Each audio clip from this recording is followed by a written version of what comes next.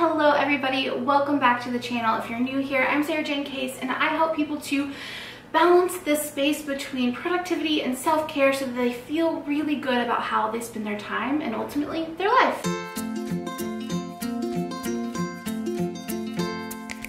Today we're going to talk about the self-help books that have changed my life. All right, I have my stack here. I'm going to run through them for you, tell you what I love about them, why I picked these to share with you of all of the self-help books and all of the books in all of the world. These are the 7 books I decided to share with you today.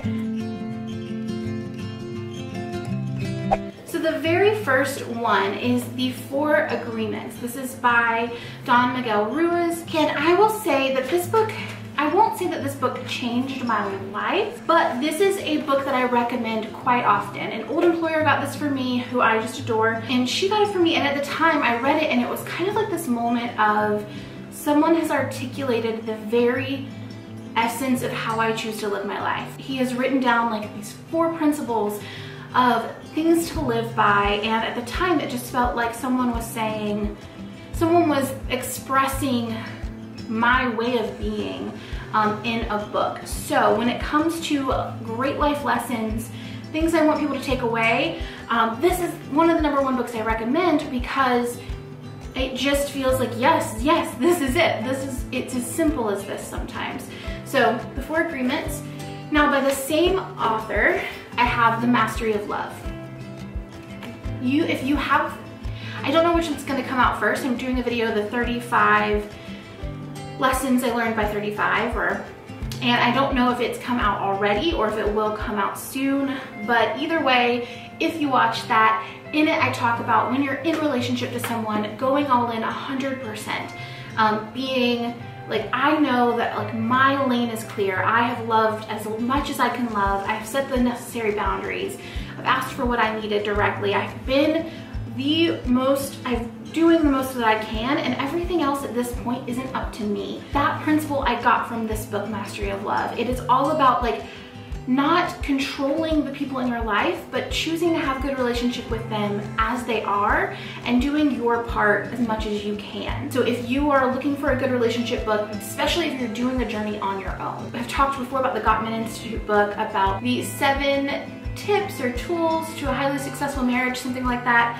Obi and I are still reading that one together, and it's a great book to do as a team. This one is if like you're in a partnership and you're like, I don't know if my partner is going to read a book with me. This is the one for you. Mastery of Love. Next one. We've talked about this a lot.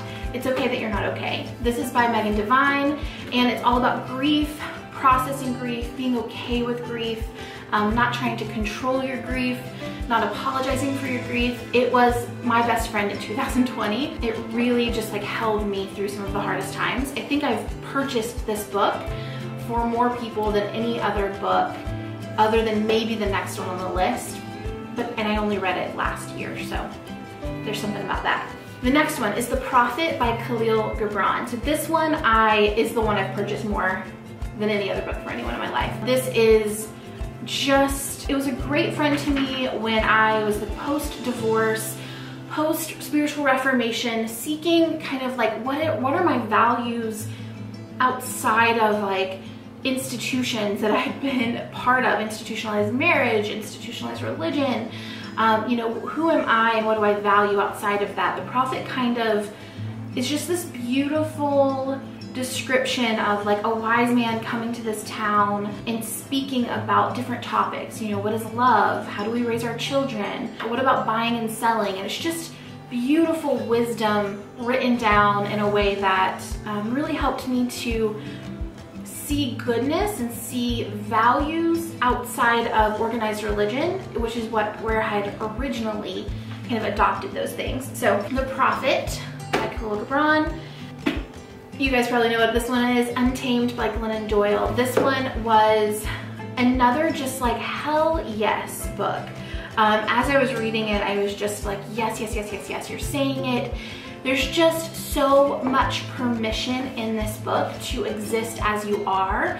And I think that women especially need this and need to be reminded that like being smaller, shrinking ourselves silencing ourselves isn't the answer. You know, when we try to control or manipulate or shrink ourselves in order to maintain relationships or maintain status, we're sacrificing too much. That's too much. And yeah, it just sets you free. It's just about being set free. I think it's an easy read. It's a really nice one. If you just, it feels like self-care in a book. So if you need permission to just be who you are, unabashedly, unapologetically, full on, Untamed by Glennon Doyle. Okay, the next one. I have to preface this one because I love the work that Danielle Laporte has done. She is not taking 2020 very seriously, and in my opinion, it's a travesty. Just everything going on with like the rampant disease that is spreading and our shared responsibility to one another. It's something that I take extremely seriously, something that I don't think is funny or to be taken lightly, and I don't experience that from her, and that's really disappointing. However, this book is incredible, and I think this work is important, and if I think it can change your life, I think it's worth it. So the book is The Desire Map by Danielle Laporte. It's a guide to creating goals with soul, and I think if you are a high achiever, if you are someone who just expects a ton of yourself, who overworks, overfunctions, this is a really, really, really good place for you to start. It's all about set your goals based on how you want to feel, not what you want to achieve. It transformed the way that I do my work, the way that I approach my life. It would be a lie to not include this on the list because it's infused into everything that I do at this point. I lead with how do I want to feel, and everything else comes second. So The Desire Map by Danielle Laporte, go check it out. Okay, final book that I'm gonna like definitely recommend is The Artist's Way. This book is just all about like how do you become a prolific creator even if you feel like you can't create. How do you not stand on the sidelines and critique, instead actually be in the arena fighting and creating and birthing things of your own. And it gives you really, really practical step-by-step guidance on just like how to navigate the art of being an artist. And if you can, do this in real time. It breaks it down week by week. It's a 12-week program, essentially. And I've done it multiple times and really, really just get a little something new out of it every single time I do it. And yeah, so if you are creative or you feel like you wish you were a creative and you don't know why you're not creating, check out The Artist's Way by Julia Cameron. And then I have an honorable mention.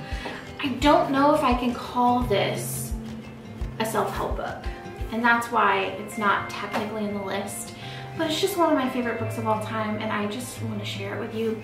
It's Letters to a Young Poet by Rainier Maria Rilke? I don't know how to say his last name. But Letters to a Young Poet, it's just one of the more beautiful books I've ever read. It's very wise, very insightful, very inspiring, and makes you want to do all the things with wisdom. So this is my list of self-help books for you guys that have changed my life, that I cannot recommend more. I hope you check them out and let me know if one of these is your favorite. If you have a nonfiction book that you love, share it in the comments below as well, and I can check it out too. Thank you guys so much for joining me, and I will see you in the next one. Bye!